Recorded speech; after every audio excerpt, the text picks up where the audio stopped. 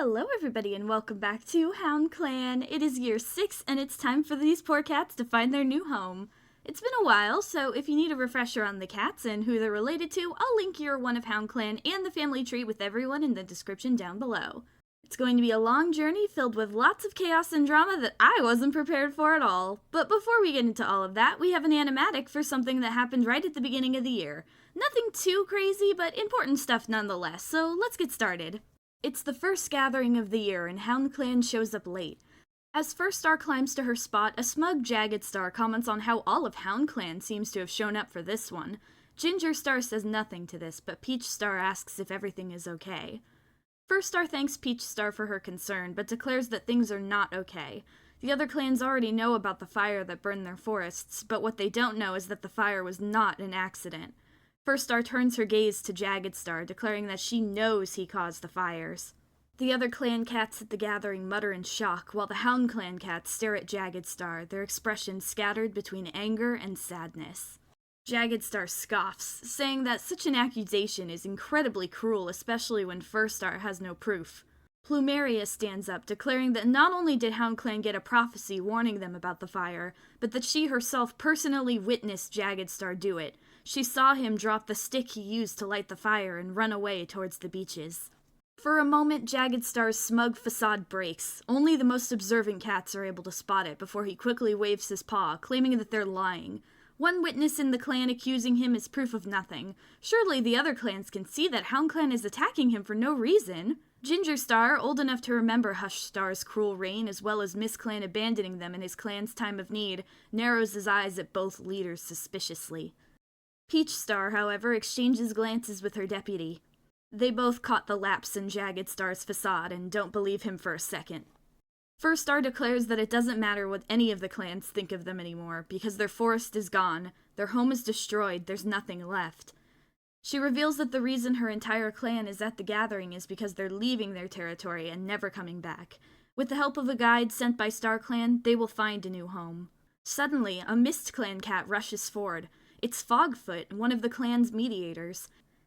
He faces the clan and tells them that he believes First Star. The fire was too sudden and too suspicious, just like the death of MistClan's previous deputy and leader.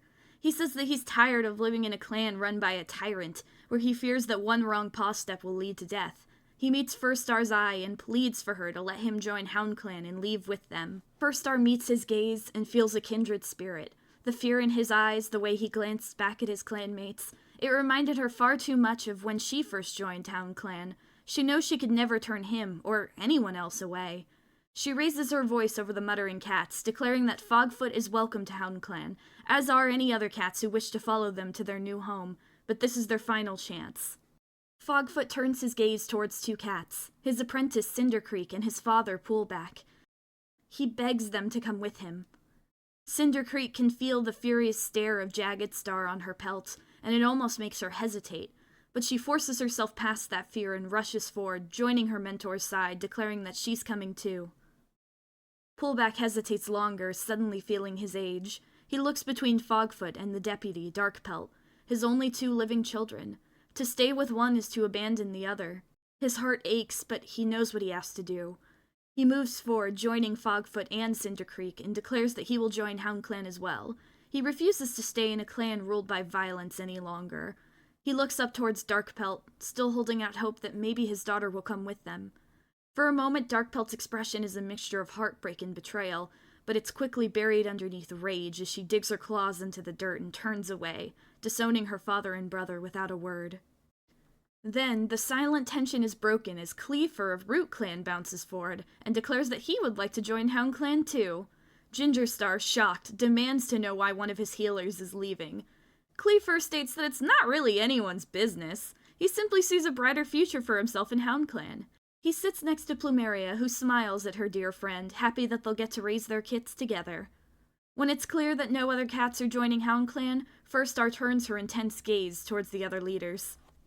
"I don't care what you think of me," she says, "but heed my warning. Do not trust Jagged Star. He thinks only of himself, and he will turn on you faster than the changing of tides." The MistClan leader snarls and calls for his clan.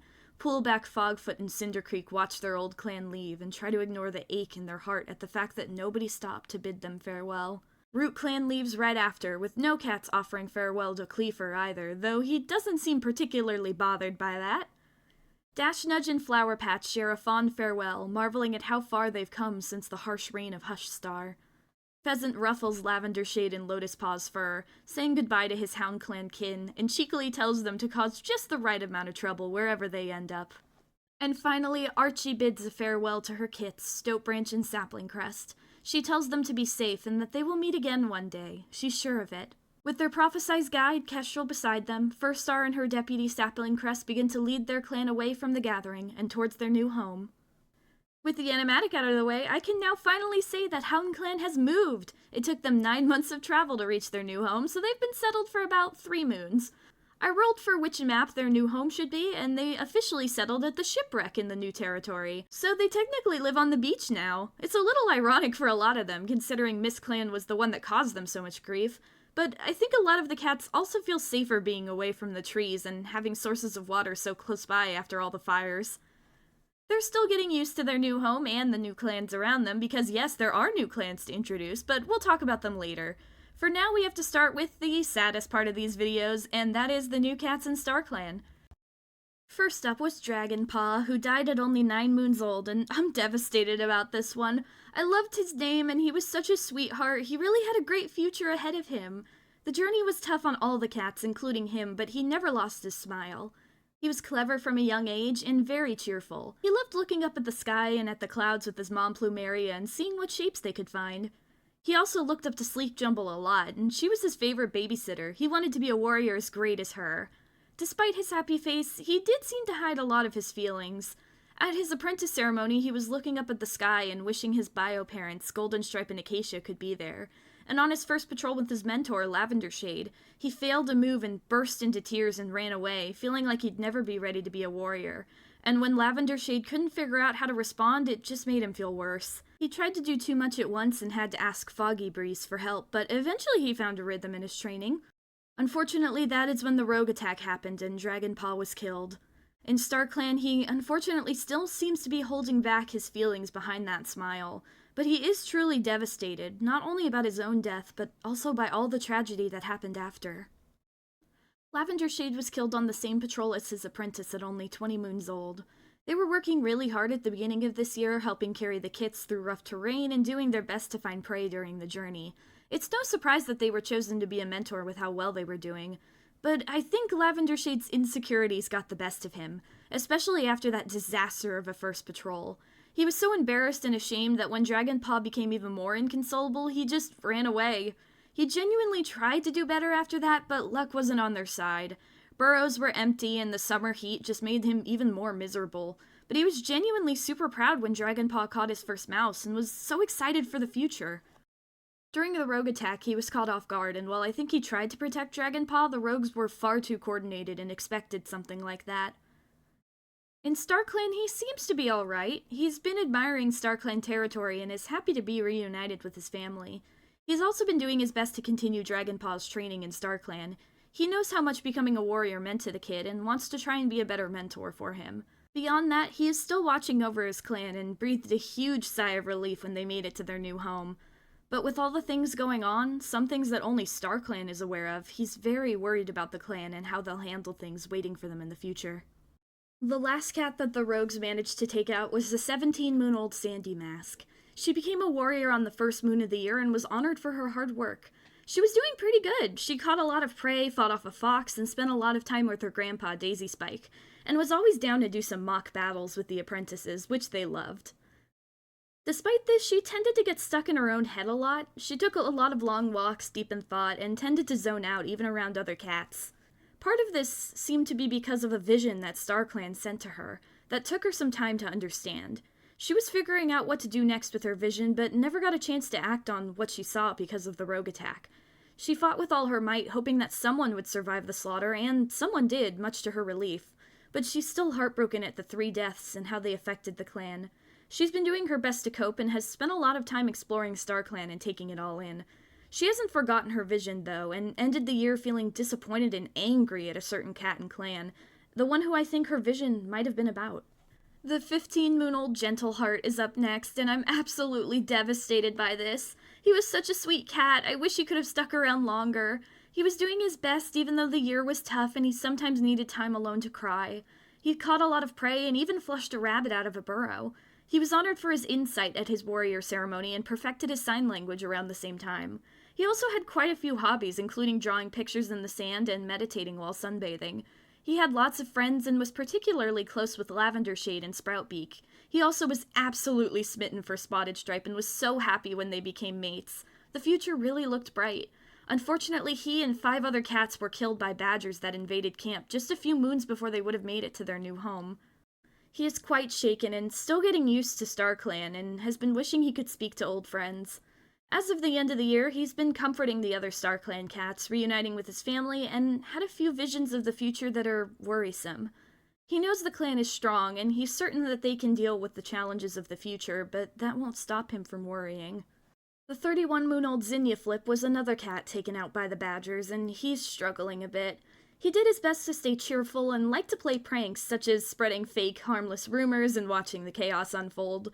He also got an apprentice in Muddlepaw, and they got along really well. Their patrols always went really great, and he was so proud of her. However, the thing that had him really worried was his mom, Flower Patch. He could tell her memory was getting worse, and he tried to convince her to retire, but she wouldn't hear it. He could tell it was bothering his nephew, Ivy Dusk, too, and he did his best to look out for and comfort the younger cat, but he didn't really have anyone to comfort him in return. It left him feeling quite exhausted after patrols, to the point of getting heat exhaustion at one point, too. But he was still well enough to tease Ivy Dusk about his crush. His last relationship status on the moon of the badger attack was that his support helped Flower Patch do something brave, which I imagine was telling her to get to safety after he was mortally wounded. He knew he wasn't going to make it. Despite that, he desperately wishes he was still alive. He's very worried about the clan and wants to be there to protect his loved ones. It hurts, but with his mom Dove Prince by his side in StarClan, he finally has someone who he can lean on. It's really a weight off his shoulders after the year he had. Up next is the 41-moon-old Billow Howl, and I wanted to cry when I saw her name listed with the others. Even through all the chaos of the journey, Billow Howl always did her best to lighten the mood.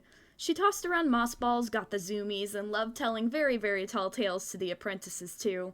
She wasn't afraid of hard work either, even if it meant shadowing a large dog for the entire day. She was such a ray of sunshine this year, and her and Fickle Feather were so adorable. Their patrols always went great, and they loved each other so much. But it wasn't to last. Garlic Moon and StarClan saw her future demise, and unfortunately that demise was the Badgers. The worst part is that the same moon that she died was the moon Fickle Feather announced she was expecting kits. Billow Howl regretted leaving the clan without her and wished she could have been alive to be there for her mate and kits. She's been having trouble adjusting to StarClan and gotten in a few serious fights with cats because of it. But after a talk with her adoptive grandma, Burnett Shades, she seems to have settled somewhat. Her last status was that she was watching a clan ceremony and she was watching it with pride, but I can't tell you why yet. Spoilers! Lotus Claw died at 18 moons old, and unfortunately, his death means that Fudge's bloodline in the clan is officially dead. I would like to say right here that I made that animatic before I played the year, though. So I didn't make the moment between him, Lavender Shade, and Pheasant just to be mean. It hurt me as much as it hurt you guys.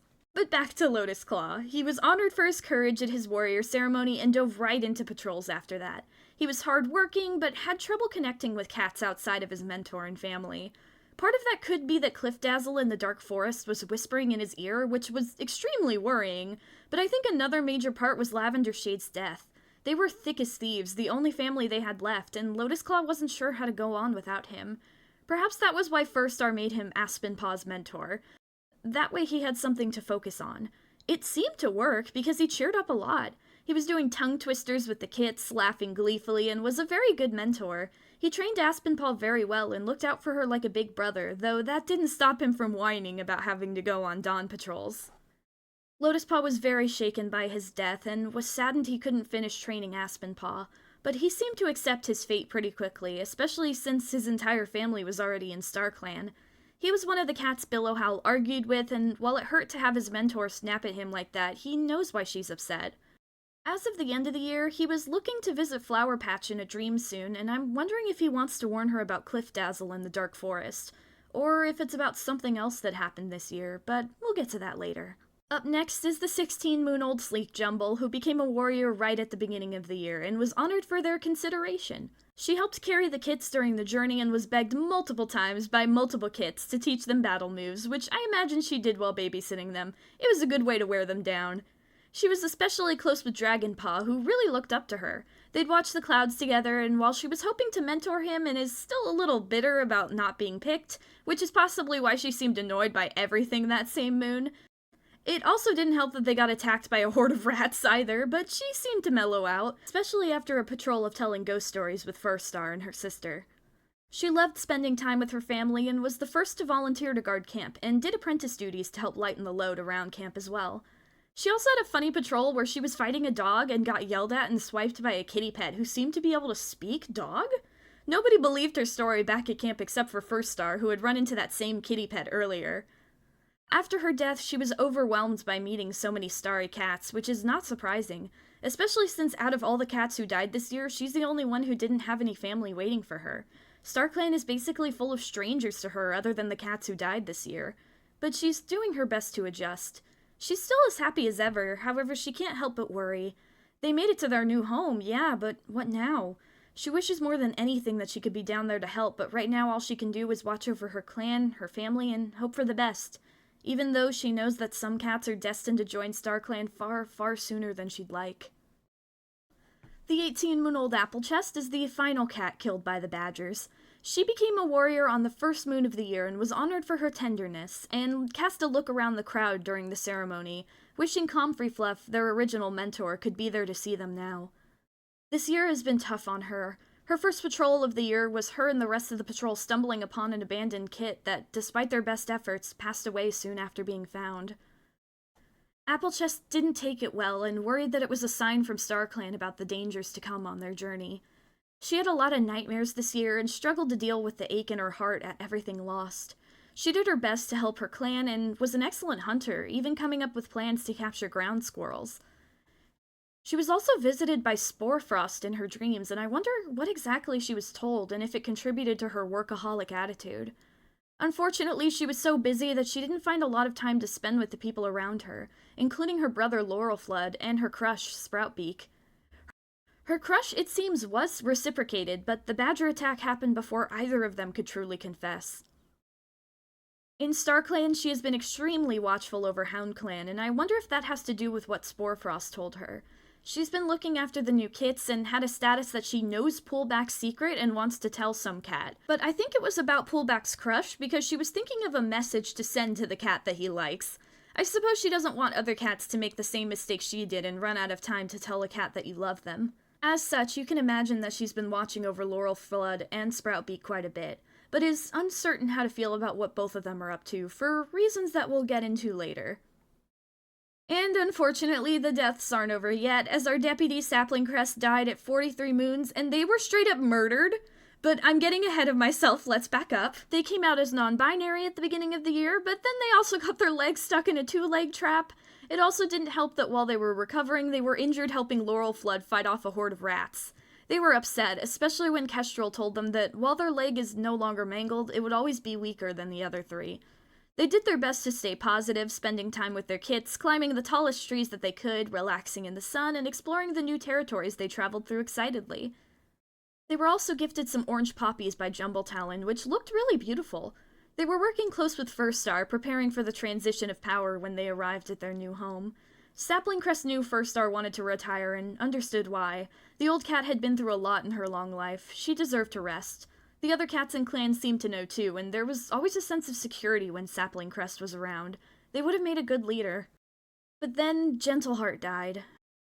Sapling Crest was devastated. It felt unfair after everything they had lost to take away one of their two remaining children. They grew even more protective after that, especially towards Cedarmane, and patrolled even more than before.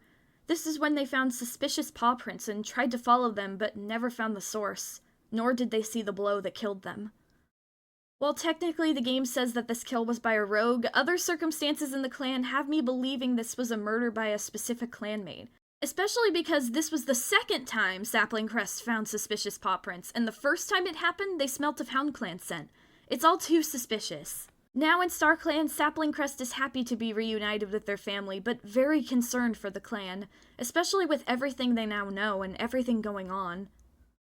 It's led them to also arguing with some other StarClan cats, especially Olive Blaze, which I found interesting.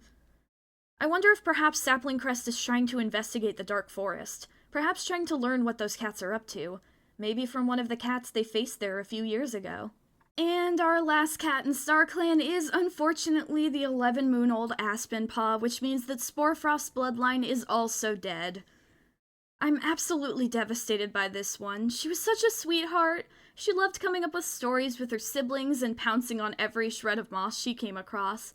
She was apprenticed to Lotus Claw and was very eager to start training, and they started off by practicing fighting techniques, which she took to like a duck to water. Speaking of water, she did fall into a river and had to be saved by her mom, but she was okay. Although I definitely imagine that Plumeria marched her to Ficklefeather for swimming lessons after that. She and Muddlepaw also tripped over the same twig in camp and laughed about it for ages, which is adorable. She admired her mentor a lot and also really looked up to Ficklefeather and felt super proud when the cat said she was doing well in her training. She was very worried about her after Billowhowl's death and did her best to cheer her up by helping look after the kits.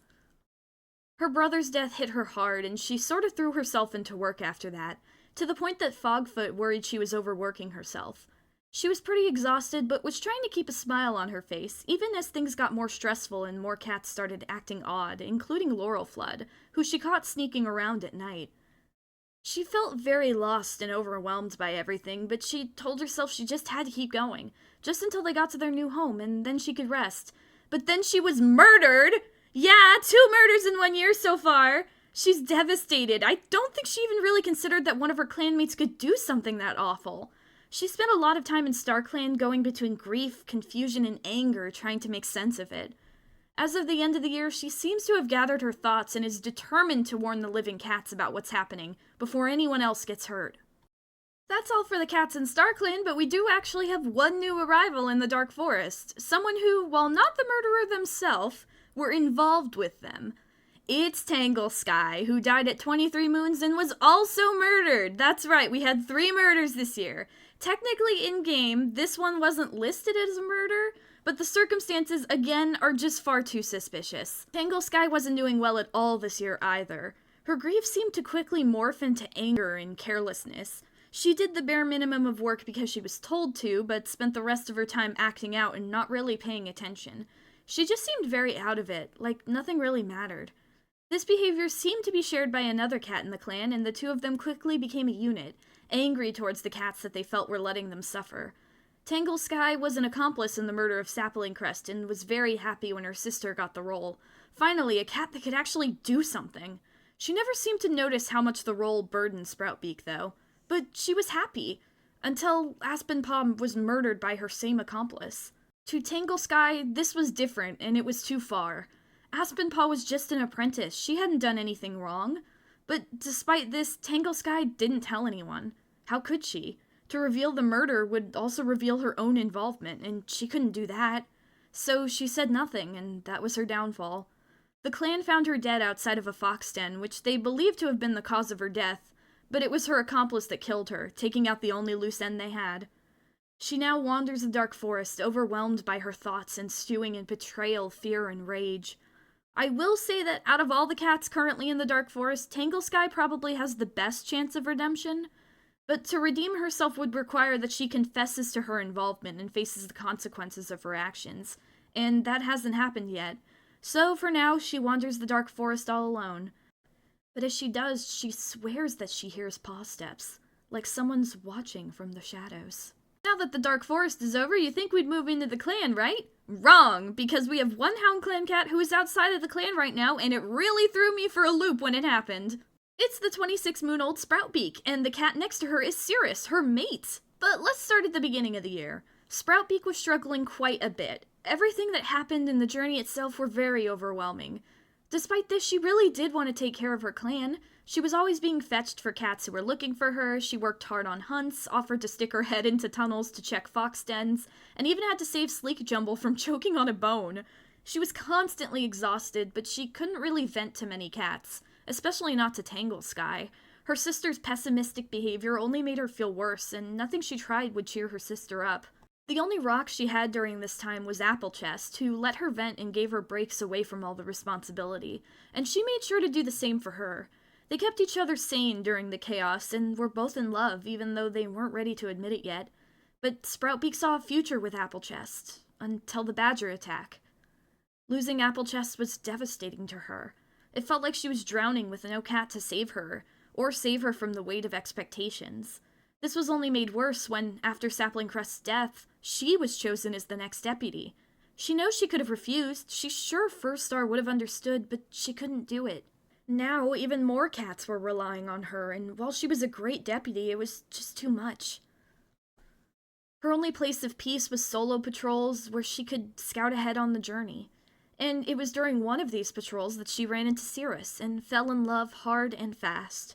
And even though HoundClan found their new home, Sproutbeak felt that hers was elsewhere. So, on the last moon of the year, she ran away to be with Cirrus. It's the happiest and most free she's felt in a long time. And while she does still hold some guilt for leaving, it's not enough to go back. There's nothing for her in HoundClan, not when everything she needs is right beside her. And that's all the cats that died or left. That was a lot. By the way, I do know that I could use the new updates to the game to invite Cirrus and Sproutbeak back, but I feel like that wouldn't be right. Not when she left on her own. We'll keep up with her and what she's up to, but unless she comes back willingly in-game, she's now a loner. Don't worry though, we do have a new deputy, but we'll talk about them when we get there. For now, let's move into the clan and see what they're all up to. Starting with First Star, who is still leader at 143 moons old, and this poor lady is so tired. It was a rough year from the start. She saved Ficklefeather from a monster, but was run over in the process and lost a life. She lost another life when she was buried alive in a landslide, which is horrifying. She's down to 2 lives now, but that hasn't stopped her self-sacrificial tendencies at all. She vowed to get the clan to their new home no matter what. She's given away her prey during tougher days to other cats and is always busy planning for the days ahead, and helped rescue Ivy Dusk from a similar cave-in to her own. The deaths this year have been tough on her. Too many cats whose lives were cut short far too soon, and it makes the guilt she feels even more heavy. She's done her best to carry it, only occasionally venting to Flower Patch and Plumeria, who she's really close with. I think this guilt only got worse after Sproutbeak ran away. She didn't mean to put so much pressure on the young cat. She just thought Sproutbeak would have made an excellent leader, and I think forgot that Sapling Crest was far more of an experienced warrior and could handle that load of responsibilities. Sproutbeak was a great warrior, but she was still young. She feels terrible for ever making a cat feel like they had to run away. Because of this incident, First Star has decided against retiring entirely. Until her last life is gone, she'll stay as leader and work to train her deputy for leadership. Some cats protested, but First Star is sticking to her decision, even picking out a new apprentice to train to prove it. Now that they've finally made it to their new home, her mind is a whirlwind of decisions and plans as she tries to help her clan get settled, train her apprentice, foster relationships with neighboring clans, and prepare her next deputy for leadership. Yeah, there's a lot on her plate right now. Speaking of deputies, our new deputy is none other than the 49-moon-old Ficklefeather, who is here with her 3-moon-old kits. Yellow Kit, who is sweet and confident with words, Roach Kit, who is bullying, quick-witted, and never sits still, and Sun Kit, who is unruly and a mossball hunter and interested in clan history. Ficklefeather has been having a rough year. Not only did her grandmother lose a life to save her, but she lost Sapling Crest, Gentleheart, and Billowhowl as well. They had so many plans for the future, and now Ficklefeather has to face it without them. She hasn't felt this lonely in a long time. She's doing her best to stay strong despite her anxiety. She caught a terrifying amount of prey this year, even in Leaf Bear. My favorite of those patrols being when she scrambled up a tree and squirrel carcasses began to fall one by one as she caught them. At Billowhowl's vigil, she went on, desperate to make sure her mate would be remembered and loved, even in death. After her kits were born, she vowed to protect Billowhowl's last gift to her, and loves all her kits dearly, which led to her being very worried when Roach Kit caught Yellow Cough. But Shivering Fade, who she has become really good friends with, helped her keep a brave face in front of the kit, who thankfully recovered. She's been doing better since then and has been looking forward to the future and playing with and fawning over her kits all the time, including giving badger rides and pretending to be an evil warrior for them.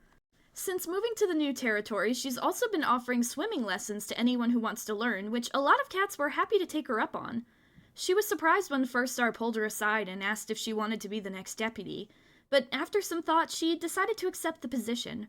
She knows there's a good chance that means she may become leader, and while she's not sure if she deserves such a position, she's willing to take on that responsibility. She's faced worse before, and she's willing to face it again if it means protecting the ones she loves from the threats in the living world and the threats of the Dark Forest. Up next, we have our oldest healer, the 100-moon-old Poolback. He had a bit of a difficult time settling into HoundClan, especially in the middle of such a stressful journey. But that also meant he was able to keep busy by gathering herbs, so he didn't get trapped in too many awkward conversations. He did get confronted by Daisy Spike, who asked if he was alright, and he insisted that he was fine, totally fine, only a mouse brain would think otherwise. But I don't think that was from anxiety. I think that reaction is because he actually has a huge crush on Daisy Spike and is kind of freaking out about it. But he and the other healers got along really well. He even told a story from MistClan about cats journeying to the Sundrown place, a reference to the new prophecy books, which was really cool. He did have a bit of a difficult relationship with Flower Patch, who he really thought should have retired sooner. In his defense, the first patrol they shared together, she mistook deathberries for lungwort, so I imagine that didn't help his anxiety levels. Levels that only got worse after he began to have vivid, terrifying dreams that he couldn't seem to interpret. It's left him really tired, and he's sort of been out of it, to the point that he fell asleep in the middle of camp and woke up under a blanket of snow. Unfortunately, this anxiety and exhaustion led to him slipping while trying to gather juniper leaves, resulting in a broken bone. But on the bright side, this happened after they made it to their new home, so he can relax in the healer's den at the very least. This has also given him a chance to spend more time with Fogfoot, who he's super proud of, not just for being a great mediator, but for being a great dad. It's great to have grandkids around, and it makes the stress a little easier to manage. It's been a little rough, but life is getting better, and he doesn't regret joining HoundClan, not one bit. Now, if only he could understand those strange dreams. Up next is the 98-moon-old Cleafer, who settled into HoundClan very quickly. He helped gather herbs and recount the stores, and taught the cats how to create makeshift bags to carry their herbs in, something he had to do in Root Clan since herbs were far apart and hard to find there. He and Plumeria had a single kitten, Chestnut Kit, who you'll meet later, and they're great co-parents. He definitely became a dad to Aspen, Dragon, and Muddle, too, which means that their losses are just as devastating to him as they are to Plumeria, and the other deaths that happened this year haven't helped either. I think the worst part for him is that these deaths weren't something he could fix. It wasn't an illness or a minor injury, it was tragedy, and in several cases murder. After the Badger attack, and once they got to their new home, he was enforcing the walls of the shipwreck, determined to keep the clan safe. Which was why he was very nervous when he found a bush of deathberries that seemed to have been picked from. He immediately reported it to the leader and has been growing a little paranoid since then, checking up on the warriors and keeping an eye out for any danger, which led to him actually rescuing a loner and their kits. It also seems that, just like Poolback, StarClan has been trying to reach out to him as one of the last moons of the year. On a patrol where he spotted a StarClan cat, they vanished before he could talk to them, though. He's wondering if he's done something wrong, but he can't tell for certain. In my opinion, that may have been the warning itself, because the cat in StarClan who wanted to warn him was Tangle Sky's parent, Hornet Dusk. I think they're trying to tell him what happened to Tangle Sky the best they can, but as of right now, he hasn't made the connection. Up next is our head healer, the 93-moon-old Daisy Spike, who, despite not being the eldest, holds the title of head healer, as the others felt it was only fair that he keep it, since he's the most senior healer in HoundClan right now, and I think that he was taking on the lion's share of the work in this year in an effort to help Flower Patch, whose memory seemed to do better when she isn't dealing with a lot of stress. He was very curious about these new healers, and was happy to be able to chat with them for longer than just the half-moon meetings. He's especially gained a friendship with Poolback, and does actually like the cat back. Which is really cute, but neither of them have gathered the courage to admit it yet. Sandy Mask's death hit him hard. He was really close with his grandkit, and he sort of threw himself into more and more work until he got heat stroke, and then white cough, and was forced to slow down. He's been doing better since the clan made it to their new home, especially with the birth of his new grandkids. And while he's still worried and fretting over many things, including Poolback's injury and Shivering Fade's isolation, he feels optimistic for the future. Or at least he did before the visions returned, and StarClan cats called out to him and whispered a prophecy. Beware the one who mourns with rage, beware the one who spills blood to see the stars. The only cats who know about this prophecy right now are First Star, Plumeria, and Ficklefeather, none of whom know what the prophecy could be referring to, And while Daisy Spike has ideas, he doesn't know how to prove it and isn't sure if he could handle it if he's right. Up next is Kestrel, their mate Hayflood, and their newborn kits, the unruly Half Kit and the bullying Wolverine Kit. Let's start with the 58-moon-old Kestrel, who, I'll be honest, I'm not sure what to think about them still. Their personality changed from confident to ambitious, and they've been thinking a lot about what they would do as leader or in the deputy's position, which worried me a lot initially, but they haven't had any mean statuses about the other cats. In fact, they've been very helpful and are always looking out for their patients and clanmates, and they do genuinely love their mate Hayflood and their kits. But I think Kestrel's real conflict is their loyalty. I've decided that Kestrel is not only from one of the other clans, but is actually the child of the leader, whom they have a complicated relationship with. Kestrel, against their parents' wishes, left their clan to guide HoundClan home at StarClan's request. But now they're back, and even though HoundClan hasn't gone to a gathering yet, their parent knows that they're back and is demanding that they return. And they don't know what to do. They have friends here, a family, but they've also been wondering what life would be like if they had stayed with their old clan, thinking about their life choices, and it even disappeared for a few days before the birth of their kits. And while some cats like Stotebranch know that they're hiding something, they haven't told anyone anything yet, not even Hayflood, which worries me, especially with 2 newborn kits to look after. What Kestrel will do, they're not sure, but knowing their parent and their clan, they don't have much time before they'll have to choose, and they're scared of what the consequences of their choice might be. As for Hayflood, they're 51 moons old and have been doing their best this year. They were practicing sparring with their clanmates and also helped to look after the kits during the journey, including giving many badger rides. He was head over paws in love with Kestrel from day one, honestly, and was practically bursting with excitement when he announced that they were mates. He's also very supportive of Daisy Spike's crush on Poolback and has been encouraging his father to confess. He just wants his dad to be happy. Especially after the sudden death of his niece Sandy Mask, which reminded him far too much of a similarly sudden death of his brother Rootclimb. It didn't help that his cousin Shivering Fade doesn't seem to want to spend time with anyone anymore, and snapped at Hayflood to leave them alone. But he's done his best to stay positive, especially with the arrival of their new home and the birth of his and Kestrel's kits. This optimism may be a bit of a coping mechanism too, honestly, because he was a bit annoyed on the same moon that Plumeria was asking him an important question. Possibly about Kestrel's odd behavior, or maybe she was probing for information about the prophecy. He's not mouse-brained, he knows that strange things are going on, even in the safety of their new home, but he's also in complete denial. Things are going great, and they'll stay great. They have to, because he isn't sure how much more he can handle. Up next is our final healer, Shivering Fade, who is 34 moons old and has not been doing well at all. He's been ignoring everyone, and when he hasn't been ignoring them, he's been full-on arguing with them, sometimes over basically nothing. He's been glaring at clanmates when he thinks they can't see him. Oh, and he also murdered 3 cats! Yep, the murderer is Shivering Fade, and I don't have any doubt in my mind. Not only because of what the game said, but also because he was straight up collecting deathberries the moon before Aspenpaw was murdered, which I think was how he did it. But this isn't some sort of evil plot to take over the clan, nor is it a plot with the Dark Forest. Shivering Fade has just sort of snapped. After everything, after so much death, he feels like StarClan abandoned them and left them to die. He told Tanglesky as much and said he could prove that they didn't care. After all, if they did care, then they'd stop him, right? But now 3 cats are dead and StarClan still hasn't spoken to him, which only solidified his worldview. He's isolated himself even more, snapping at Daisy Spike when he tried to ask him if he was okay. Strangely, though, he still has good relationships with a lot of cats, including Ficklefeather and First Star, which may be why there's not much suspicion on him right now, especially with the loose end of Tanglesky taken out. There are definitely some cats suspicious of him, but right now no cat alive truly knows what he's done. And I don't think he even knows what his plans are. I only know one thing for sure, he's not stopping at 3. Why do I know that? Well, remember those picked-over deathberry bushes Cleaver found? Those patrols happened after the 3 deaths, and there's only one cat in clan who is skilled enough to harvest them and sneaky enough to hide them, and it's a cat who's used them before.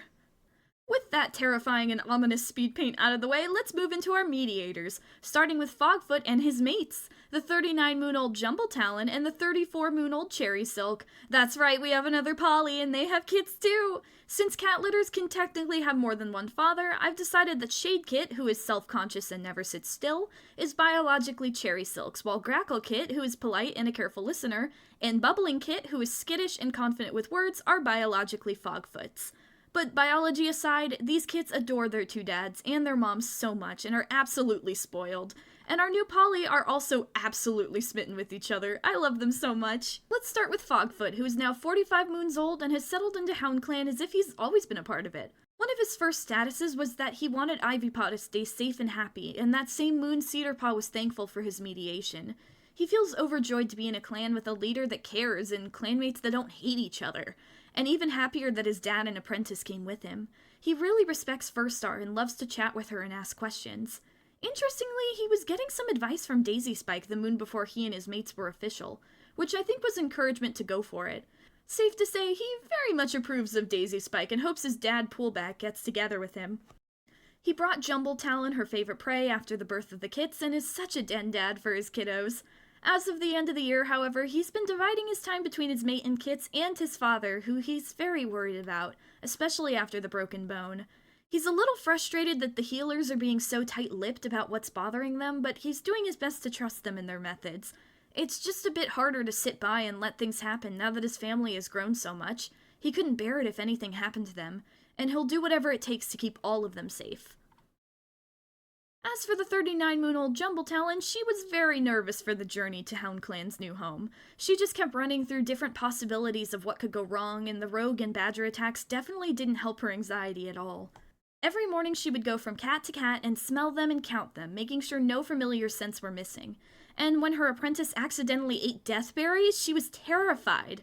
Thankfully he recovered, but that didn't help her anxiety. Cherry Silk's support kept her going, and he was always there to help her remember to breathe and support her through anxiety attacks. Fogfoot helps a lot with them too. He has a lot of experience with it after living in the anxiety-ridden Mist Clan. But that's not where her affection began. In fact, I think both she and Cherry Silk fell for him at that gathering when he stood up and called out Jagged Star. His bravery and compassion was just love at first sight. And luckily, these two cats already had great communication skills and were on the same page from day one. Jumble Talon is very happy that their family has grown, but she shares similar anxieties to Fogfoot. Their home is nice, but are they really safe? Could they ever be safe?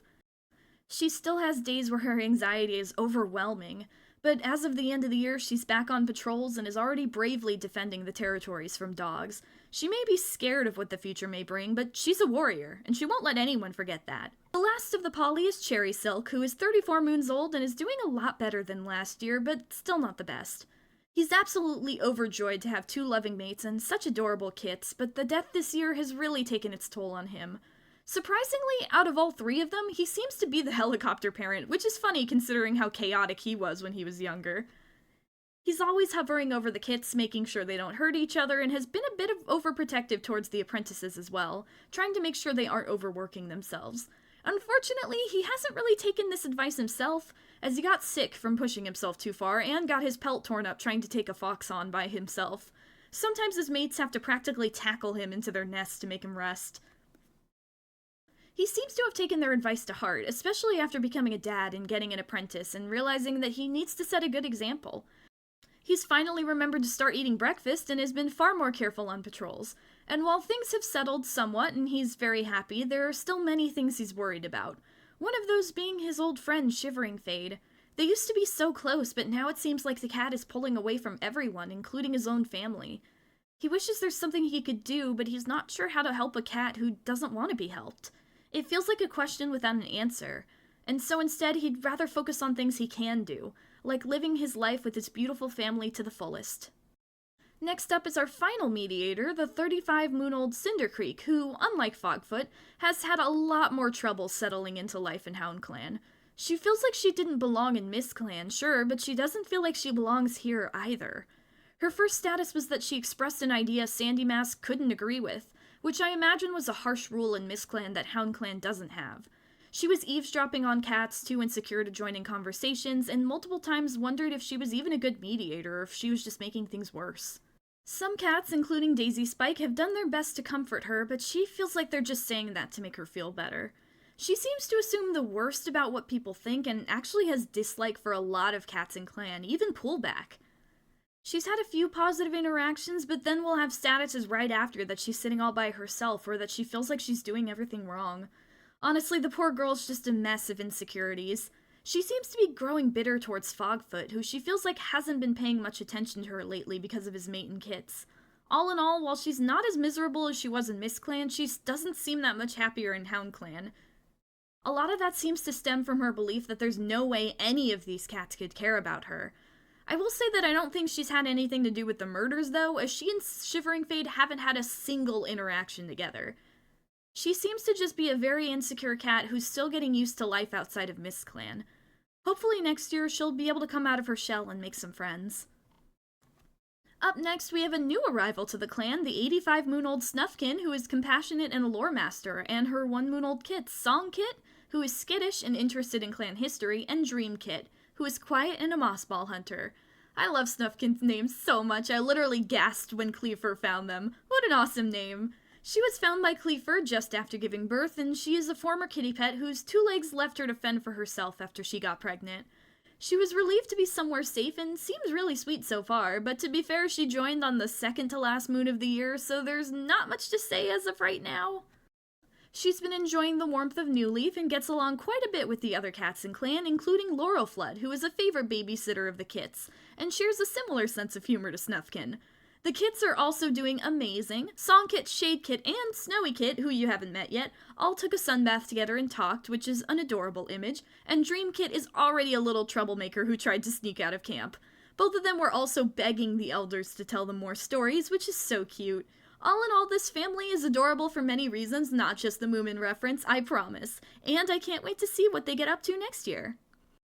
Up next, we have Hatchfox and Ezrapelt, who, despite the chaos this year, are doing great and are still very much in love. Let's start with the 70-moon-old Hatchfox, who came out as bigender this year and uses he/she pronouns. She was doing her best to be helpful during the journey, but this poor cat just seems to have bad luck. Not once, but twice, he was trapped when a tangle of heavy branches fell onto him. The first time, Spotted Stripe got her out. The second time, it was Ezrapelt. And the message on that patrol was so cute because it said that Hatchfox had never realized just how strong Ezrapelt was. It's so adorable how smitten these two are with each other, even sneaking out of camp to go on a run together. It's nice to see her having fun considering how hard Hatchfox sometimes pushes herself. During the time when the clan was staying in one place for a bit, they even decided to have kits. They have 4 beautiful kits, all girls, who are now apprentices, and he's so proud, and a little bit worried. She may be a bit of a helicopter parent, honestly, but that's not surprising considering everything this year. But still, he's doing his best to focus on the present. She's happy to tag along with her mate and their apprentice on patrols, and seems to have finally learned to relax. He was sunbathing, sharing jokes with his mom that only she could understand, and even has grown a bit playful as he was getting zoomies around camp. It's nice to see her happy. I hope next year will be kind to her as well. If any cat deserves it, it's Hatchfox. Also, I found it really funny that his last status of the year was that he was avoiding sitting underneath snow-covered branches. She's so done with branches. As for Ezrapelt, he's 74 moons old now, and is doing pretty good too. He was doing his best to support other cats, and just like last year, was basically the clan therapist. Any cat who just needed to vent or go somewhere to someone who would let them sit in silence without prodding knew they could go to him. And honestly, even before they had kits, he's been such a dad. On his first patrol of the year, he realized that cats weren't warming up properly and had everyone go back to basics, demonstrating how to stretch and how to target one muscle group over another. What's a good pain that indicates you're increasing your flexibility, and what's a bad pain that signals to stop. See what I mean? Such a dad. Which was why he was even happier to actually become one.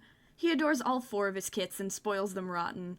He also took on a dog and a fox this year, although the dog did manage to bite him pretty badly, but he recovered. He was really shaken after the badger attack, but his philosophy on life meant that he was able to work through it, and help other cats work through it as well. He's always insisting that sadness isn't a bad emotion and it shouldn't be held down, and that philosophy has helped a lot of cats this year. This hard work led to him getting his first apprentice, Chestnut Paw. They've been doing great so far and have had very successful patrols. Though the sadness of loss still weighs on him a bit, he is happier than he's been in a long time, and is looking forward to the future alongside his mate and kits. Up next is another new arrival, the 40-moon-old Jinx, who is cold, a prophecy seeker, and a great kit sitter. She was a kitty pet who lived on a boat and apparently keeps updated on the gossip, and on the last moon of the year showed up and declared that she wanted to join the clan. They were a bit surprised but invited her in, and she seems to be doing well so far. She's only had one patrol during it, but she explored the territory and stumbled upon a waterfall, so that's really cool. As of right now, she's still brand new and still settling in, so there's really not much to say about her, unfortunately. So we'll have to see what she ends up doing next year. And right after Jinx is another new arrival, Floxheart, who is 39 moons old, lonesome, and a fast runner. She joined about halfway into the year and was rescued by Sproutbeak and Applechest after her two legs dumped her. She was very angry and bitter about what happened and snapped at cats who asked about where she came from. It took her a while to accept what happened, and even longer to accept that it wasn't her fault. Since then, she started to settle into clan life and seems to be doing good. She was sparring with clanmates and even worked together to take a rabbit down. She's also been using her knowledge of two-legs and their homes to their advantage, and helped a patrol hunt and avoid two-legs on the beach, and even caught birds from a birdhouse too. Some cats aren't sure about this, but she isn't ashamed of her past, and if her knowledge helps them survive the harsh months, she's going to use it. Side note, I 100% think that the birdhouse she took from belonged to her two legs, and I also 100% think she stole that birdhouse and brought it back to camp. A little mini revenge against the two legs who abandoned her. She's quite stubborn and is very determined to help out the cats who saved her, but she's not a jerk. She was actually on a solo patrol and was one of the first cats to run into the new clans, and thankfully that patrol went well, and she chatted with them for a bit, which was nice. All in all, while she is a bit rough around the edges and very much an introvert, Floxheart seems to be settling into clan life well, and I'm glad. I hope that she comes out of her shell even more next year. Up next, we have Stotebranch, Duskfeather, and their 3 4-moon-old kits. Wisteria Kit, who is sweet, oddly insightful, and splashes in puddles. Adder Kit, who is fearless, a picky nest builder, and an avid play fighter. And Carp Kit, who is charming and a picky nest builder with an active imagination. Starting with the 32-moon-old Duskfeather, he recovered from his green cough and has been working hard this year. He's been doing his best to make sure that any patrol he is on runs smoothly, and goes out of his way to look after other cats, especially after everything this year. The rogue attack took away Sandy Mask, and during the badger attack, while Stotebranch and their kits were safe, so many other lives were lost, including his last adoptive sibling, Billowhowl. He misses both his sisters dearly, and wonders why he got to survive when all his other loved ones died, and if that means his mate and kits are doomed as well. Thankfully, Stotebranch has been there to help him, and has been a shoulder to lean on, and their kits light up his life every day that he gets to see their adorable little faces. Once they arrive to their new home, almost all of his statuses have been about reinforcing the camp walls and the nursery den walls. He's really interested in the architecture of the shipwreck and is excited to start turning it into a true home for the clan. He's also still absolutely in love with Stotebranch. They've been hunting together, enjoying moonlit strolls, and he was purring for a long time at one of her lame jokes. They even fought off a gang of rogues together. He loves their little family so much and is very optimistic on all the work done so far. This place is starting to feel like a home, and he has a feeling it'll be a great one. As for the 30-moon-old Stotebranch, her year has been quite similar, almost painfully so. Just like her mate, she's the last surviving sibling after Saplingcrest's death, something that devastated her. They'd finally reconnected and were so close, and then Saplingcrest died before they could ever meet their nieces and nephew. It feels like they should have had so much more time together than they did. She was definitely pushing herself a bit too hard this year, chasing off foxes and rogues, and ended up getting heat stroke because of it, and was dealing with a lot of headaches too. Thankfully, she recovered and spent a lot of time catching prey until she moved into the nursery to have her kits, who she adores. She was beside herself with worry after all the chaos, and has been very protective over her clanmates and her nephew, Cedarmane. She's grown into the habit of waking up at moon high every night to make sure everyone's doing all right, and was beside herself with worry when both Wisteria Kit and Cedarmane were ill. And while her nerves do get the better of her, she's determined to not let it hold her back. She's been organizing badger stakeouts, keeping an eye out for them, especially in their new home, and with Duskfeather by her side, she feels like they can face anything. She's hopeful for peace and happiness in their new home, and wants her kits to grow up safe and happy. And while, as of the end of the year, she's very happy, she can't help but worry about the future. Not only because of how oddly some cats have been acting, but because her new moon high routine means she's noticed Kestrel disappearing from camp and the nursery multiple times. She knows they're hiding something, she just isn't sure what it could be. The 25-moon-old Foggy Breeze is next, who has been doing his best this year, but it definitely started out rough. He tends to grow anxious around a lot of cats and prefers to keep to himself, usually trailing after siblings or his mom, who he has been especially worried about after she lost 2 more lives. He actually also had quite a high dislike for Sproutbeak. I imagine because he's really angry at her for running away and making his mom so upset. He hopes Ficklefeather will be a better deputy, but he doesn't want to imagine her as leader. Not because he thinks she'd be a bad one, but because he knows his mom isn't going to retire, and he doesn't even want to imagine a world where she's not there.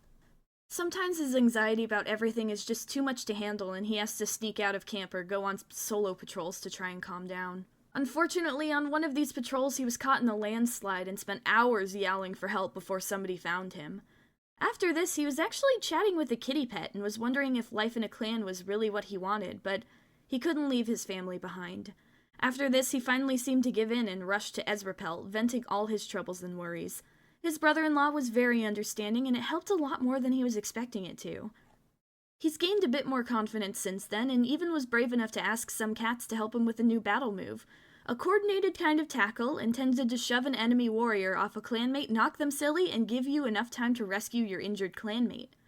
Seeing his clanmates so determined during practice helped his confidence even more, and he's really started to come out of his shell. This led him to getting his first apprentice, Havenpaw, who is actually one of Hatchfox and Ezrapelt's daughters, which is just so sweet. And he's a little nervous, but wants to do his best and make sure his niece has everything she needs to be a great warrior. But she's kind of a handful.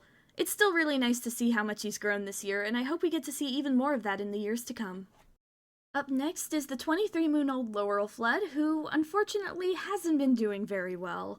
He started off the year by being injured by a dog, and then right after he recovered, he got attacked by a horde of rats in the fresh kill pile. Despite this, he's been doing his best to look after his clanmates, shadowing a different dog, helping Duskfeather repair the shipwreck, and even bringing herbs to clanmates who had headaches.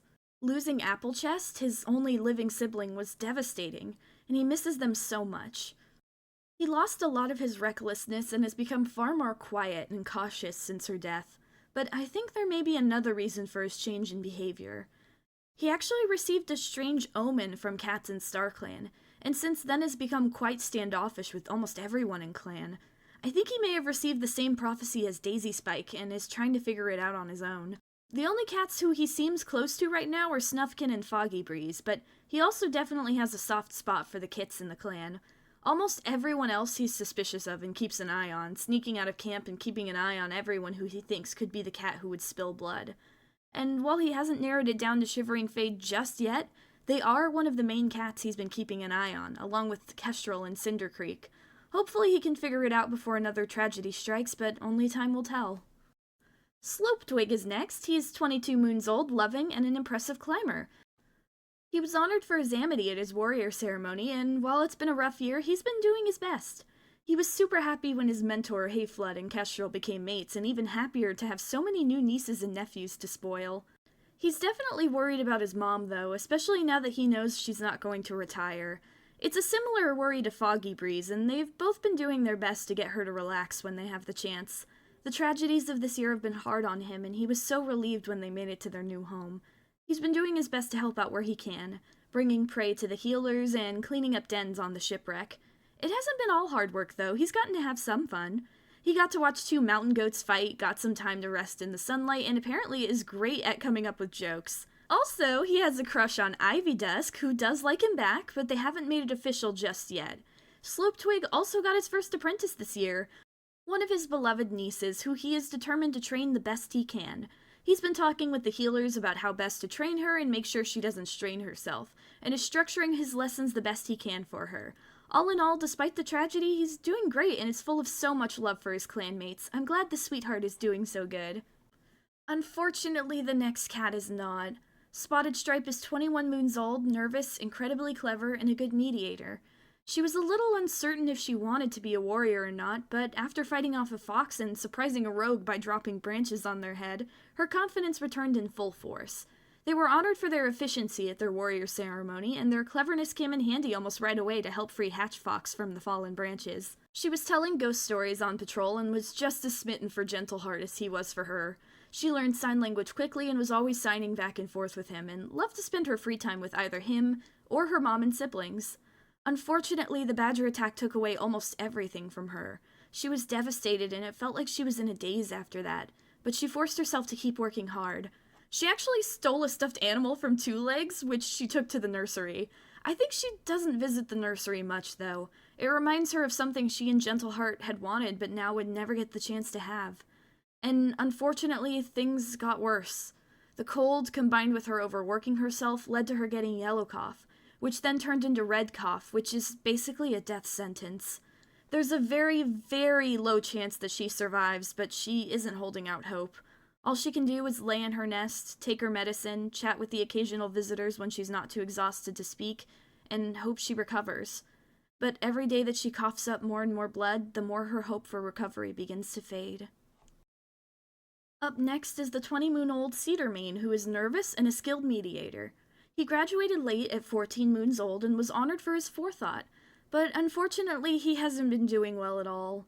He's still very anxious and jumpy, even getting startled by a mouse while out on patrol, and the stress of the year has left him very distracted, to the point that while trying to help gather herbs while out on a patrol, he accidentally ate death berries and had to be rushed back to camp for poisoning. And while he managed to survive, he's still very shaken up by the near-death experience. After the deaths of his family, he's been miserable and wonders why he survived when everyone else died. He would do anything to have them back, and does his best to remember his parent and brother. He wears the flower sapling crest wore and practices sign language constantly whenever something reminds him of his brother. However, I think his deathberry poisoning also gave him an interesting insight into Tangle Sky. Considering Aspenpaw was probably killed by deathberries, I think Tangle Sky always thought of Aspenpaw when looking at him, and he knows something was off about it, and is one of the few cats who feels that Tangle Sky's death feels a little too suspicious to have just been from a fox. However, he's been far more focused on other things, such as looking after the kits, and also rescuing 2 young cats from a snowstorm and bringing them to camp. All this stress has him exhausted, but there's a few silver linings. He's been able to smile when he babysits the kits, who always beg him for badger rides, and he's also nursing quite a few crushes in Clan. But I think that if a relationship were to happen, someone would have to straight up ask him out. He's far too nervous to do that, and I imagine he's the type of cat who wouldn't notice flirting unless you hit him over the head with it. Hopefully next year, Cedarmane will be kinder to himself and he'll get a chance to relax. After everything this year, he deserves that much. Up next is the 20-moon-old Ivy Dusk, who is childish, a beloved kit sitter, and a skilled mediator. He was doing morning stretches with his grandma and uncle, which is technically a negative status effect in the game, but come on, that's so cute! He was just as excitable as ever and was honored for his tenacity at his warrior ceremony, and then almost immediately got caught in a landslide, which thankfully First Star was able to free him from. He spent a lot of time exploring during the journey and loved looking around the new territory once they arrived, his eyes always flittering around curiously. Zinniaflip's death hurt him a lot. They were more like siblings than uncle and nephew, and it felt like the world was a lot less bright without him. He wears Zinniaflip's flower to try and remember him, and it hurts me that this flower has passed from Elm Bramble to Zinniaflip and now to Ivy Dusk. This poor family. He's done his best to stay positive and is trying to emulate Zinniaflip the best he can. And thankfully he doesn't have to face all this alone. He's got Slopetwig, who he is crushing on so hard. They even had an adorable patrol where Ivy Dusk bapped him and then ran off cackling to avoid getting tapped back. He looks out for his grandma even in retirement and loves to look after the kits. He tells them tall tales and also theatrically died after Snowy Kit slayed him. And despite his childishness, he is surprisingly wise. On a solo patrol, when another cat from another clan wanted to join HoundClan, he didn't want to risk the war, but he wanted to help. So he sat down with the apprentice, listening to their problems and offering them advice. And the apprentice returned to their clan with a new perspective. He's grown up to be such a sweet cat, and hopefully his kindness and surprising wisdom will take him far in the years to come. Up next is a new arrival, the 17-moon-old Cloud, who is daring with steady paws. He's one of the 2 cats that Cedarmane rescued from the storm. They'd been looking for a place to live when the snowstorm hit, and were more than happy to find a place to stay. Cloud dove right into clan life, helping to repair walls, helping out in the healer's den, and was one of the cats who practiced battle moves with Foggy Breeze, whom he seems to get along with and encourage a lot. He also found an abandoned kit that he rushed back to camp, relieved that they recovered okay. This same kit also knocked him over while running around camp, which is adorable. He was also gifted a patch of blue flowers by one of the apprentices, which made him feel so happy. He was a loner before this, he'd never been part of a group like this before. It really helped him feel like he belongs. There's not much else to say about Cloud, as he's only been around for a few moons, but he's really happy to be a part of HoundClan and is fitting in well. As for his companion, however, the 17-moon-old Otterburst has been struggling quite a bit more. She's troublesome, a great hunter, and a great kit-sitter. She's been doing her best to fit in, but unfortunately, she spent most her time since getting here in the healer's den recovering from frostbite, which didn't exactly make it easy to connect with other cats, and also made her nervous and suspicious about Shivering Fade, who she caught glaring at his clanmates, and Kestrel, who she spotted sneaking out of camp. Thankfully, she does have a few friends already, especially Stotebranch, who she really appreciates for checking in on her even though she's a brand new clanmate, and Duskfeather, who tells her about all his work repairing dens. She likes to tease him about how much he fawns over Stotebranch, but she means well. Unfortunately, after she recovered, she sorta grew a little overconfident, and when her patrol came across a fox eating a shark, she recklessly charged it and immediately got injured again. She's extremely embarrassed and hates being stuck in the healer's den again, but is trying to stay positive about it. But she's just very antsy around Shivering Fade. She's hoping to recover quickly and spend the next year as far away from the healer's den as possible. Up next is the last of our warriors, the 16-moon-old Muddle Speckle, who is loving, a skilled mediator, and an unusually strong fighter. As a kit and apprentice, she was really close to her siblings and adored them so much, always playing with them and coming up with stories with them. She was apprenticed to Zinnia Flip, and on their first patrol, she and her mentor yowled and screamed at a dog until they scared it away. Interestingly, on this same moon, she had a status that clouds parted over her, shining a light on her, and she interpreted this as a sign that she was meant for great things. Initially, I thought this may have been just her imagination, but then she admitted that she had a vision from StarClan, but neither she nor her mentor could make sense of it. Tigersaur also sent her an omen of things to come, and I think it may have been a warning about what would happen to Aspenpaw and Dragonpaw, as her statuses after that was that she was anxious about bad dreams. I don't think she realized what she was seeing until it was too late. Their deaths broke her heart, and she became even more protective over her last surviving sibling, Chestnutpaw, and spends a lot more time with her mom and dad, and has been far more attentive to her dreams and the things that may be signs from StarClan. She was honored for her compassion at her warrior ceremony, but seems to be distracted by everything that happened this year. To the point that she caught a rat that was digging through two-leg trash and ended up violently ill. She recovered, thankfully, and doesn't even want to eat a rat ever again.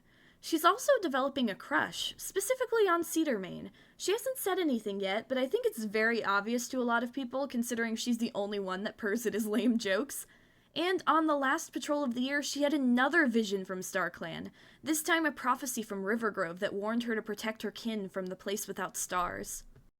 While once again, she couldn't really make sense of the vision, she's taking it very seriously, and is looking out after all her family the best she can. Especially the next cat we're going to talk about. The first of our apprentices, the 10-moon-old Chestnutpaw, who is charismatic and interested in the Dark Forest. Can you guys guess who Muddle Speckle's prophecy is about yet? Jokes aside, he was a single kit born to Plumeria and Cleaver, and they were very protective over him, especially after the deaths of Aspenpaw and Dragonpaw. Unfortunately for them, he is Plumeria's child through and through, and has been a ball of chaos since day one. He climbed a tree way too high for him and fell out, but thankfully only bruised. He stole sunspots from other cats that they wanted, and when he was banned from climbing trees, he settled for climbing cats instead, with Fogfoot being one of his favorite perches.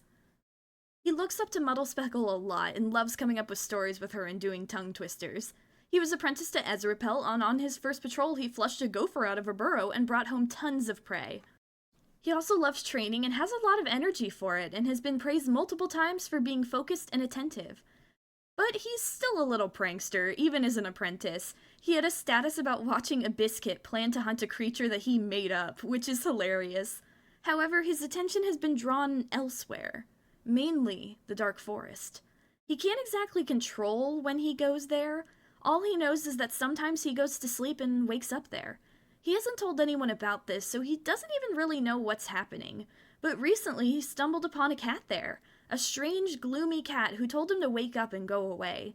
But Chestnut Paw is too curious to listen to him, so instead he's begun following them around and asking as many questions as he can think of.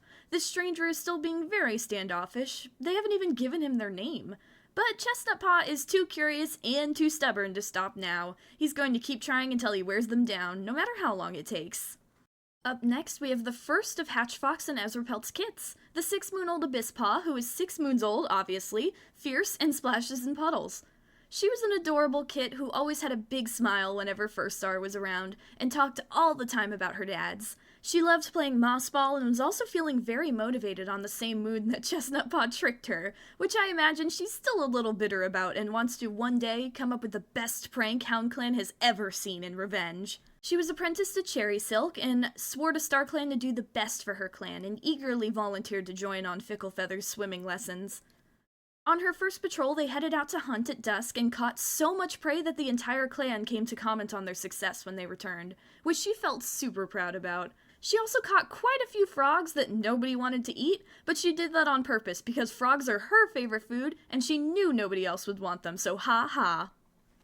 The 6-moon-old Weevil Paw is up next. She is compassionate and a picky nest builder. She followed around Hatchfox like a little duckling and loved basking in the sun with him. She also loved making friends and had a nice talk with Shade Kit and Bubbling Kit while eating some food. She loved being helpful and always put things back where they belonged, and many cats appreciated her can-do attitude. She was apprenticed to her grandma, First Star, and surprised her by wanting to go gather moss right after her apprentice ceremony to make sure everyone had fresh bedding. She's such a sweetheart and wants to make sure cats are happy, which I think is why she gave those flowers to Cloud, whose reaction made her so happy and she couldn't stop smiling. On her first patrol, she caught a mouse, which, while not much, was great for her first try, and she's very proud of herself and all her siblings, and can't wait to see what the future brings. Up next is Havenpaw, who is childish and a picky nest builder. She was born with a weak leg, but that hasn't slowed her down at all. In fact, she's actually a bit of a brat. She's quite stuck up and rude to almost everyone. She was calling StarClan stupid in one breath and then demanding a badger ride in the next. She also asked Plumeria what it was like to be so old, but I imagine Plumeria countered by asking her what it was like to be so tiny, which had Havenkit stomping away in a huff. She was apprenticed to Foggy Breeze, and on their first patrol they stumbled upon Jinx. I imagine Havenpaw was about to say something mean about kitty pets before Foggy Breeze slapped a paw over her mouth. Despite her snippy attitude, she does genuinely care about her clan and family, even if she's a bit abrasive in the way she shows it, and she's very proud of all her siblings for their hard work. She just hopes that they don't forget that if anyone is going to be leader in the future, it'll be her, obviously. The last of the Ezra Fox kits and the last of our apprentices is Pinepaw, who is compassionate with morbid curiosity and was born paralyzed, which is the first time I've rolled this in any of my clans, I think. She was a happy bundle of fluff who loved to chatter and enjoyed pretending to attack shreds of moss. She was apprenticed to Slopetwig, who worked closely with the healers to come up with patrols and lessons that wouldn't be too long or strenuous for her. She can move around very well, but she's still very young, and in this new territory that they still haven't completely explored, Slopetwig doesn't want to take any chances. On her first patrol, she felt like Slopetwig was babying her when he told her that they were going to gather moss. But after he explained that the strength she would gain from gathering moss and the control they learned from not treading it, she was awed and impressed. She really looks up to Slopetwig and is looking forward to training more in the future. Although sometimes her attention wanders when, out of the corner of her eye, she swears she can see wispy images of cats watching her or her clanmates, and she's not sure what she's seeing or what to do about it. Moving on to our elders, starting with the 161-moon-old Flower Patch, who has finally retired. Before the journey, she woke up her clanmates and made them do stretches, wanting them to keep in shape and be ready for anything. She kept a close eye on the new healers initially, but both Pullback and Cleaver have been nothing but kind and helpful, especially as the journey went on and the stress started to get to her. Her memory has been getting worse, to the point that she couldn't find any herbs, nor remember what they looked like, and she still feels extremely embarrassed over mistaking deathberries for lungwort. She did step back and let Daisy Spike take over the main healing tasks. She trusted him to do well, but refused to retire entirely until they made it to their new home. By the time they got there, she was more than ready to retire, the loss of Zinnia Flip weighing on her a lot. Since retiring, she's become really close to First Star, both of them reminiscing over everything they went through and how far they've come. She also spends a lot of time with her grandchild, Ivy Dusk, so proud of the cat he's grown into. Without the stress of being head healer, her memory, while not getting better, is not getting worse as quickly. She's enjoying her retirement a lot, the most work being looking after kits or giving advice to some of the warriors, specifically encouraging Slopetwig as she thinks he and Ivy Dusk both deserve to be happy. And while she has been able to relax quite a bit, she's aware that something is going on within the clan, and after an omen from StarClan, she's been keeping a watchful eye, not just on Shivering Fade, but Kestrel and Chestnut Paw as well. She may be old, but she's faced a lot of danger in her long life, and she's not afraid to face more if it means keeping her beloved clan safe. Up next is Furs, who is 130 moons old and is not really doing well. While she's done her best to continue to be a positive force in the clan and cheer people up, it's been a lot harder to hide her worries after Sleek Jumble died and Spotted Stripe caught Redcoff. She loves her kids so much and feels powerless watching Spotted Stripe just wait for either recovery or death. She was also a part of the rogue attack that killed Lavender Shade, Dragonpaw, and Sandy Mask and was the only one to make it out alive. And then the Badger attack happened and took even more lives, including her daughter. It feels unfair to her. She's lived a long life. Why did StarClan let her live when so many young cats should have been the ones to have that gift? She hissed at anyone that got too close to Sleek Jumble's body, refusing to let go, and the chaos of those days stuck with her. Multiple times she rushed out of her den expecting a battle, only to realize it was just a storm. It took a long time for her to get over her grief, just in time for Spotted Stripe's illness to worsen. Nobody was surprised when she wished to retire, and she was more than ready to settle into the Elder's Den. Here, she can do her best to cheer up her clanmates and be close to the Healer's Den. Whatever happens, whatever the future holds next, she's going to be there for her daughter, even if that's to say goodbye. The last of our HoundClan cats is the 104-moon-old Plumeria, who I drew alongside the final kit in clan, the 5-moon-old Snowy Kit, who is polite and quick to help. Make no mistake, they're not related, but since Plumeria is now a permanent queen, it felt right to have her next to him instead of having the poor kid all on his own. Let's start with Snowy Kit. According to his description, he was actually abandoned by Two Legs. Cloud found him when he was 2 moons old and brought him back to camp. He settled in quite nicely and is a curious little guy. He asked First Star about her duties and made a lot of friends quickly. His best friend is Shade Kid, who he likes to sunbathe with and play moss ball with, and he really looks up to Slopetwig and was asking Ficklefeather for advice on how to tell jokes as funny as Slopetwig's. His favorite game is Defeat the Big Evil Warrior, but he only likes to play that game with Ivy Dusk, who is the best at pretending to be evil in his professional opinion. Now that he's 5 moons old, he's incredibly impatient to be a warrior, and is already trying to do apprentice duties such as cleaning out the nursery. He's trying to be patient, he knows he just has to wait 1 more moon, but that's gonna take forever! He wants to be an apprentice now! I can't wait to see who his mentor is next year, but I'm also a little worried, because on the last moon of the year, Weedpelt wanted to warn him, and Gentleheart saw his future demise, which does not bode well for the future. But we're gonna ignore that and instead focus on the adorable little baby who is definitely not going to die next year, ClanGen, don't you dare do it! As for Plumeria, they were really looking forward to the journey and even more excited to expand her family. She put her mediator skills to good use, especially with her adoptive kiddos, wanting to make sure they knew that they were not being replaced. They were her kits, even if not by blood. When Chestnut Kit was born, she felt like she was going to explode with love. She and Cleafer co-parent really well and are great friends. She was getting along well with the mediators too, especially Fogfoot, who she thought was a very brave cat.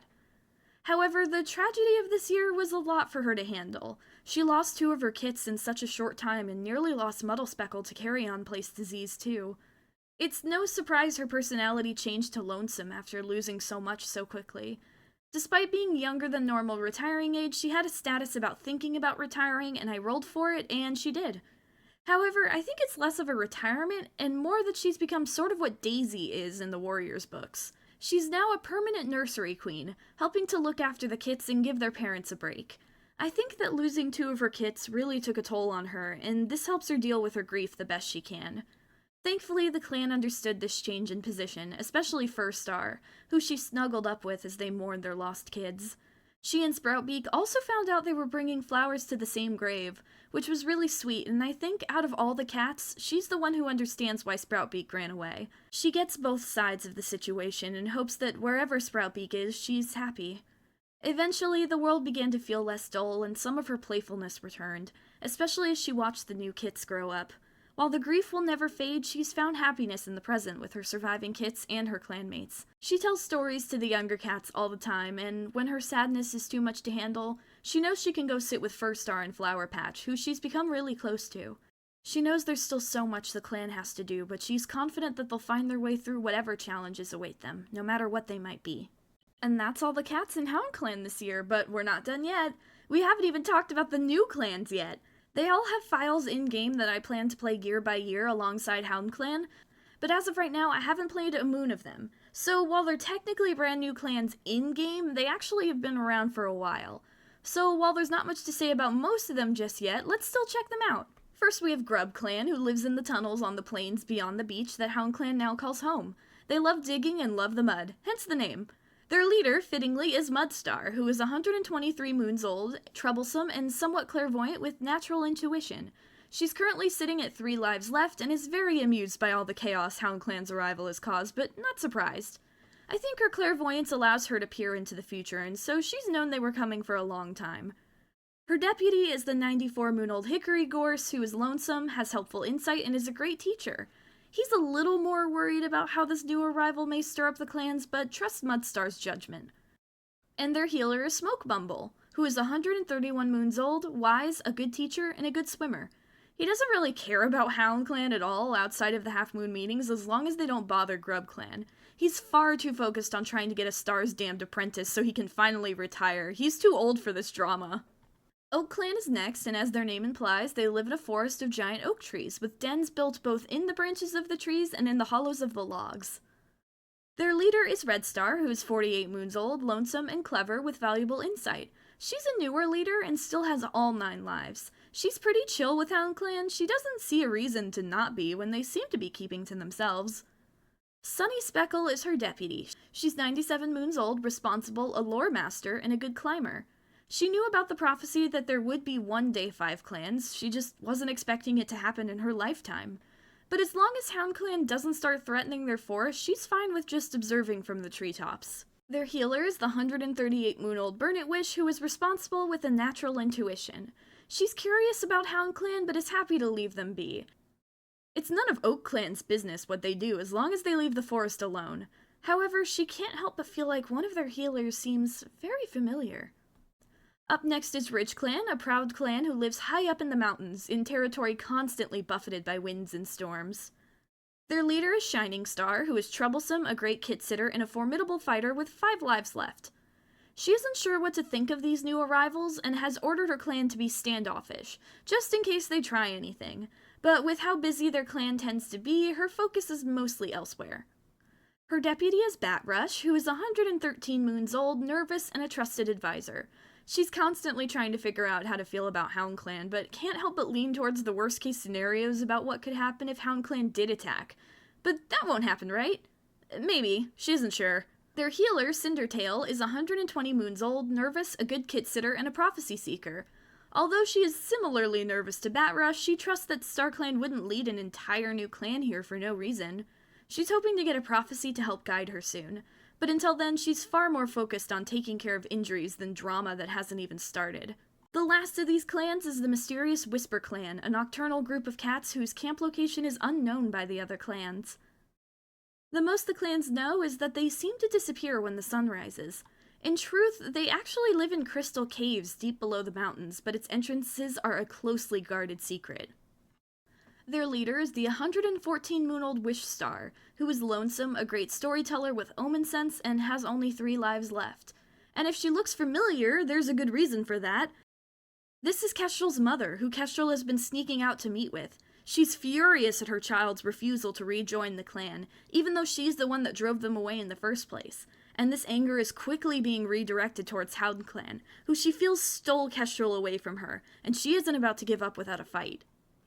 Her deputy is Rhymeberry, who is 59 moons old, loyal, and a masterful storyteller. He's incredibly devoted to Wish Star and believes she's doing what's best for the clan. He doesn't trust HoundClan at all and is preparing the warriors for a possible battle, just in case it comes down to that.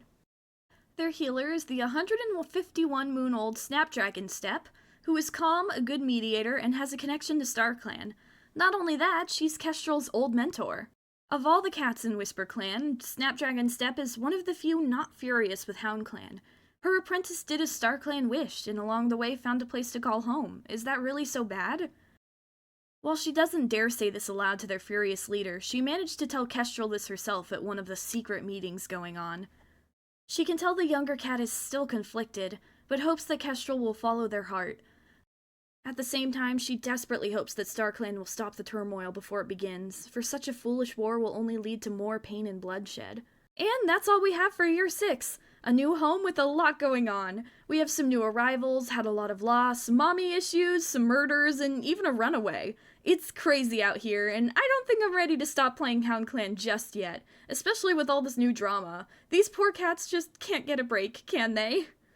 Maybe they'll get one in Year 7, but that will have to wait for next time. Until then, thank you guys for watching. If you enjoyed, please consider subscribing. Remember to take care of yourself, watch out for death berries, and have a good day.